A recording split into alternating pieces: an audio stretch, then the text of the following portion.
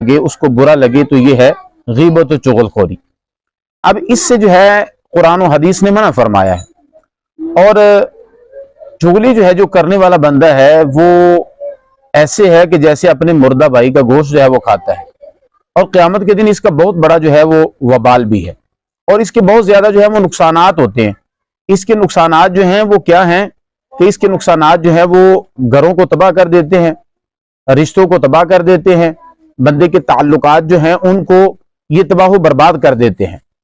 تو انسان کو جو ہے وہ بچنا چاہیے، اور جس کی ہم غیبت کر رہے ہیں، جس کی چغلی کر رہے ہیں، جب تک وہ معاف نہیں کرے گا اس وقت تک جو ہے وہ اللہ کی بارگاہ سے معافی جو ہے وہ نہیں ملے گی۔ تو پھر ہمیں جو ہے وہ چاہیے کہ ہم جو ہے وہ بچے، لیکن ہم اس کو کچھ جو ہے وہ نہیں سمجھتے، اتنا بڑا گناہ نہیں سمجھتے، اور اس سے جو تباہی ہوتی ہے وہ ذرا سنیں۔ میں ایک واقعہ عرض کرتا ہوں۔